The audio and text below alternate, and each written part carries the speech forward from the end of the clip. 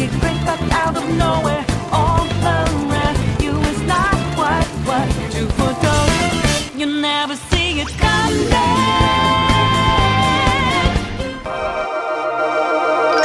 My party's on.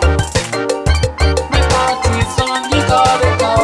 My party's on. Splatoon was Nintendo's take on the online multiplayer shooter genre.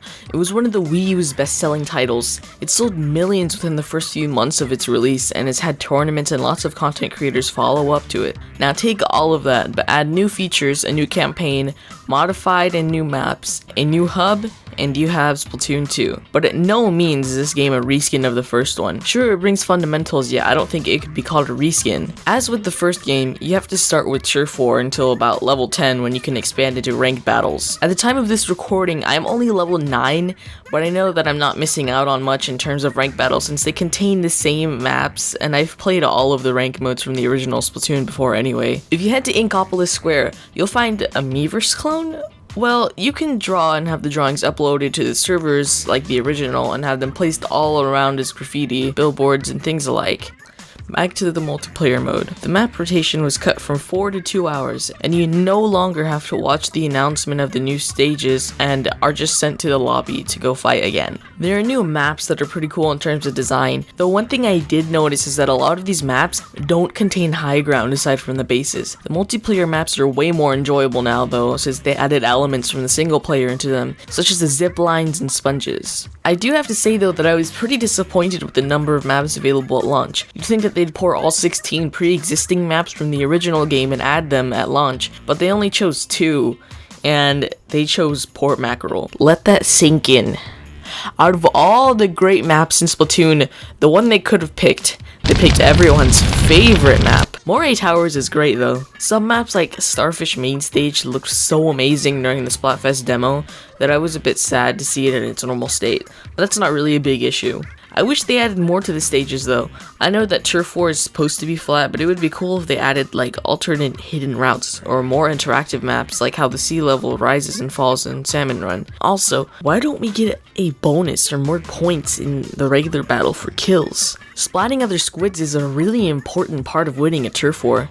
Without kills, the enemy would be able to have one more person by their side to help them advance. Friend battles are the same as regular, except that you can add spectators to the lobby, change the map, and who's on whose team. The spectator mode basically shows you the map from a bird's eye view and who and what the players are inking in real time. Shout out to Mr. Awesome for being cool and let me play a team battle with him on stream because I have no friends.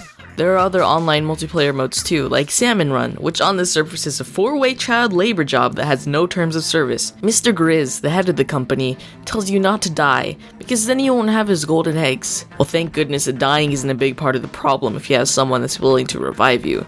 Otherwise, you kinda just stare into the distance and wait for someone to save you. You fight against waves of these creepy but oddly cute little green sludge monsters called salmonids in a Call of Duty zombie style fashion. They run towards you and spread their ink? I don't think it's ink, but it's gross and it can damage you, so stay away from it, okay? There are also 7 boss salmonids. They're basically salmonids that actually do something besides sliding around in their own filth. They each have their own different weaknesses and are pretty fun to kill. Each of them carry 3 golden eggs. I also guess that means that they're pregnant because it doesn't seem like they have any eggs on them before you kill them.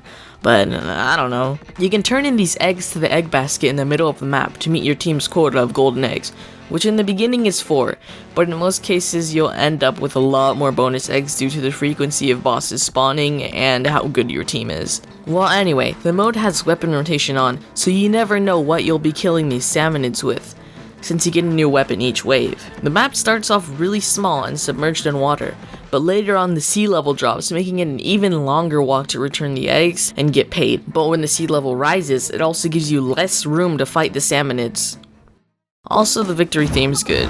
I really like it. A lot. There are 3 new styles of hair and legwear for your Inkling, and along with that comes 3 new shop owners. Flo, Gelfonso, and Bisque, who hold their shops in the Inkopolis Square Galleria.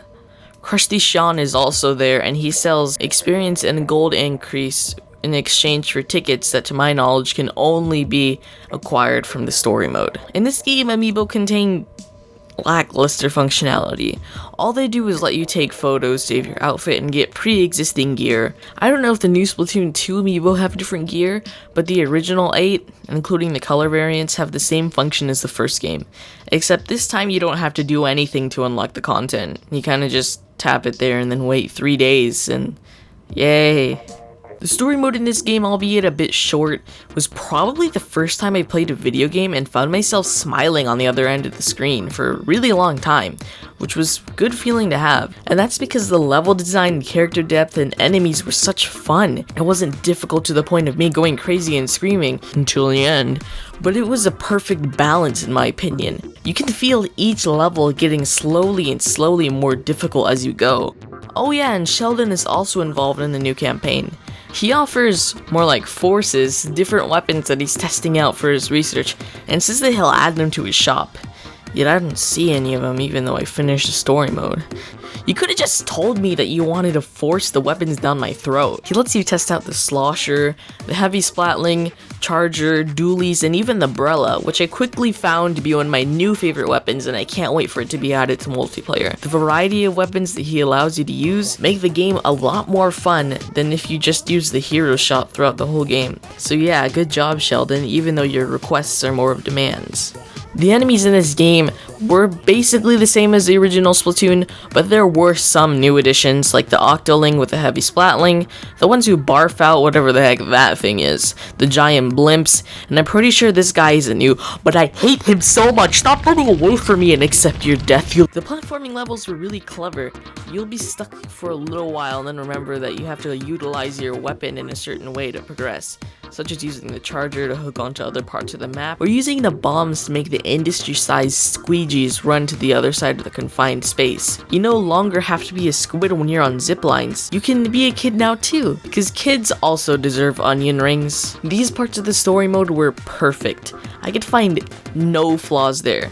But if I'm being honest with you, the Octoling battles at the end of every area felt a bit lazy, and it started to become a boring and tedious trend after the second one.